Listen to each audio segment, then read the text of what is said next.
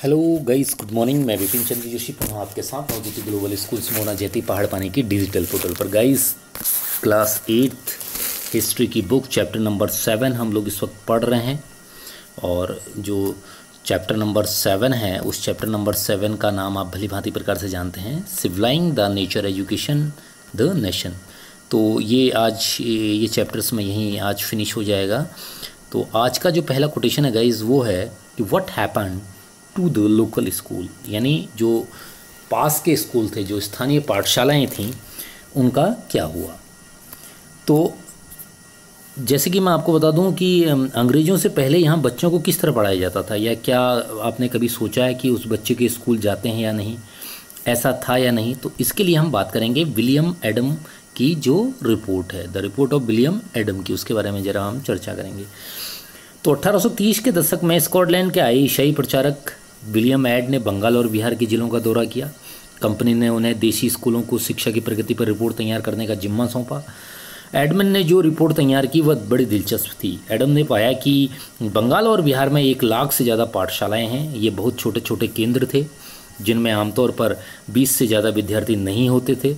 फिर भी इन पाठशालाओं में पढ़ने वाले बच्चों की कुल संख्या काफ़ी बड़ी, यानी 20 लाख से भी ज़्यादा थी। ये पाठशालाएं संपन्न लोगों द्वारा, स्थानीय समुदाय द्वारा चलाई जा रही थीं। कई पाठशालाएं स्वयं गुरु द्वारा दी जाई प्रारंभ की गई भी थीं। तो शिक्षा का जो तरीका था वो काफ़ी लचीला था।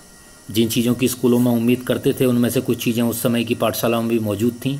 बच्चों की फ़ीस निश्चित नहीं थी, छिपी हुई किताबें नहीं थी, पाठशाला की इमारत अलग से नहीं बनाई गई थी, बेंच कुर्सियाँ नहीं होती थीं, ब्लैक बोर्ड नहीं होते थे, अलग से कक्षाएं लेने, बच्चों की हाजिरी लेने का कोई इंतज़ाम नहीं था।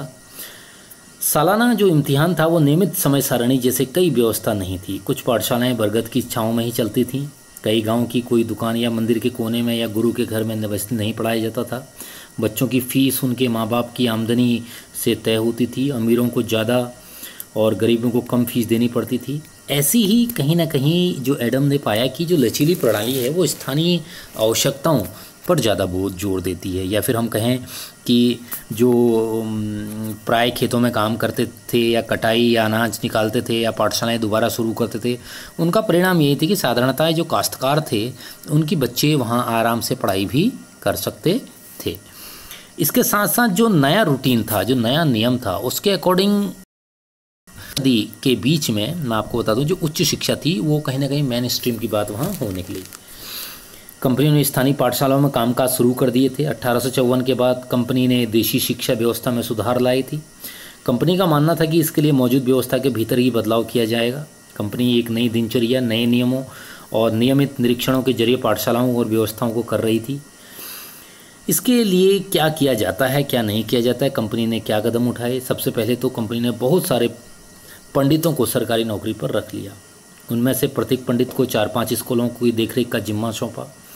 पंडितों का काम पाठशालाओं का दौरा करना और वहां अध्ययन की स्थितियों में सुधार लाया गया था।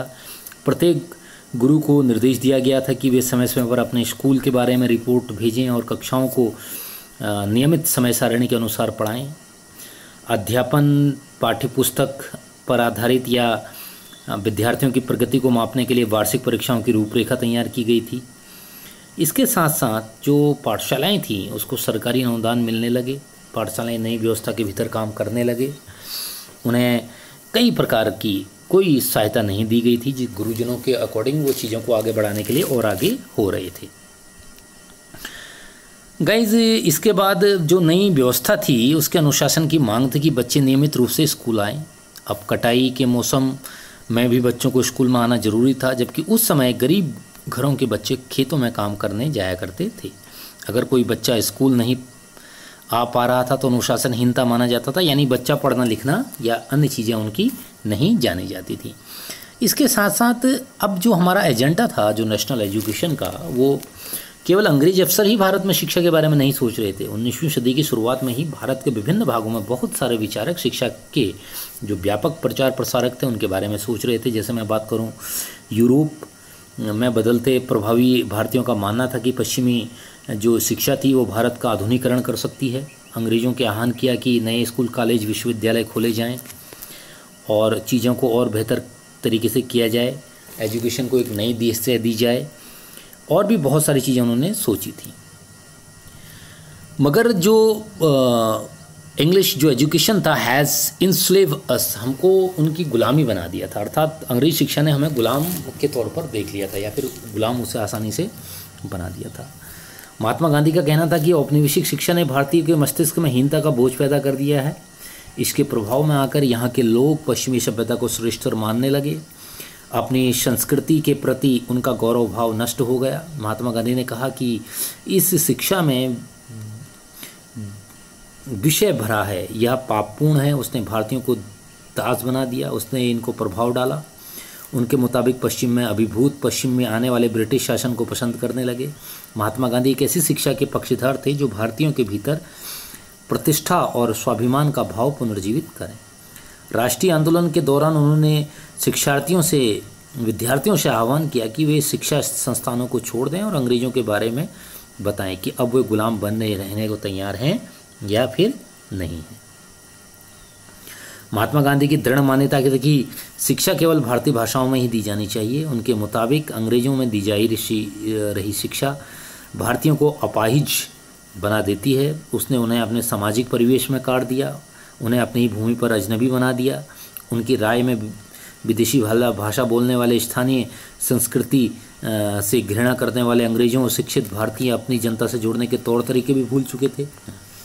उसके साथ साथ जो पश्चिमी मौखिक ज्ञान था, उसके बजाय केवल पढ़ने और लिखने में केंद्रीय शिक्षा चीज़ें स्थापित थीं। जैसे हम बात करें तो उसमें एक भी ऐसी चीज़ नहीं थी जो हमको अलग से लेनी पड़ रही थी। अब देखिए गाइज, यहाँ पर ये जो चित्र आपको दिखाई दे रहा है, ये सिविलाइजिंग नेशन है। यहाँ पर सभ्य राष्ट्र बनाने का शिक्षित है, और साक्षरता ही शिक्षा नहीं है कहा गया था। आप सब साक्षर और शिक्षर का अर्थ जानते हो। साक्षर का अर्थ होता है जिसको कुछ वर्ड पढ़ने आते हैं, क ख ग ग, ठीक हो गया, वो साक्षर कहलाता है। तो ये चीज़ें भी आगे को ऐसे बढ़ने के लिए, भावना आगे को संप्रेरित होने के लिए, आगे को डिज़ाइन होने के लिए जो विचारक थे वो राष्ट्रीय शिक्षा प्रणाली के बारे में सोचने लगे। अंग्रेजों द्वारा स्थापित की गई व्यवस्था अमूल तौर पर भिन्न हो निकले। अब उसके साथ साथ ही जो टैगोर का एबॉन्ड ऑफ पीस था, यानी शांति निकेतन स्कूल था जो कोलकाता में है, 1901 में इसकी स्थापना की थी। वहाँ पर आज भी पेड़ों के नीचे पढ़ाई होती है, खड़ाऊ पहनकर, धोती कुर्ते की शिक्षा एजुकेशन को लेकर। वहाँ उनका दम घुटता था। उन्होंने वहाँ स्कूल और माहौल दमकारी लगन था। टैगोर को ऐसा लगता था कि मानो स्कूल कोई जेल हो, क्योंकि वहाँ बच्चे मनचाहा कभी नहीं कर पाते। जब बच्चे दूसरे शिक्षकों को सुन रहे होते तो टैगोर दिमाग में कहीं और भटक रहे होते हैं। तो कलकत्ता ने अपने जो स्कूल था वो जीवन के अनुभवों को बांटा, अपनी लाइफ में क्या क्या किया, और जीवन के प्रत्येक प्रचार प्रसार को उन्होंने जाना, जिसमें उनके द्वारा किया गया और भी इसमें महत्वपूर्ण कदम थे, जिसको करने के लिए उन लोगों ने बहुत ही आगे को चीज़ों को आगे को बढ़ाया, या कहें कि आगे को प्रमोट किया। उनका मानना था कि जो सृजनात्मकता है वो शिक्षा को केवल प्राकृतिक परिवेश में ही प्रोत्साहन करती है। उन्होंने 100 किलोमीटर दूर एक ग्रामीण परिवेश में अपना स्कूल खोलने का फैसला किया। निर्मल जो शांति से भी भरी शांति निकेतन दिखाई दिया। प्रकृति के साथ जीते हुए बच्चे अपनी स्वाभाविक सृजनात्मकता मेघा को और विकसित कर रहे थे। बहुत सारे मामलों में टैगोर और महात्मा गांधी के बारे में कमोबेश एक जैसे राय रखते थे, लेकिन दोनों के बीच फर्क भी थे। गांधी जी पश्चिमी सभ्यता और मशीनों व प्रौद्योगिकी की सभ्यता उपासना के कट्टर आलोचक थे। टैगोर आधुनिक पश्चिम सभ्यता और भारतीय परंपरा के श्रेष्ठ तत्वों का मिश्रण चाहते थे। उन्होंने शांति निकेतन में कला, संगीत और नृत्य के साथ साथ विज्ञान और प्रौद्योगिकी शिक्षा पर भी जोर दिया। इस प्रकार ये चीज़ें आगे को बढ़ते गईं। बहुत सारे लोग इस बारे में सोचने भी लगे थे। एक राष्ट्रीय शिक्षा की रूपरेखा तैयार होने के लिए अंग्रेजों द्वारा स्थापित की गई व्यवस्था में परिवर्तन चाहते थे। उनका मानना था कि इसी व्यवस्था के दौरान फैलाए गए ज़्यादा से ज़्यादा शिक्षकों को इनके तौर पर हम आगे को चलाने के लिए, जैसा कि उन्होंने अपने आप में ये सब प्रदर्शित भी किया था।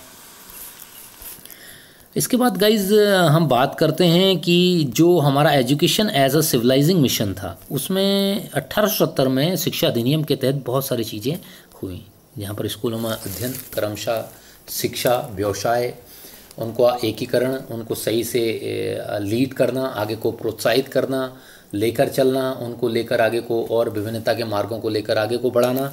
कहीं ना कहीं बहुत सारी ऐसी चीज़ें थीं जो हमारे समझ में आती थीं और जिसको देखकर हम बहुत सारी चीज़ें आगे को ले निकलते थे। सो गाइस, ये चैप्टर नंबर जो आपका 7 है वो यहीं फिनिश होता है।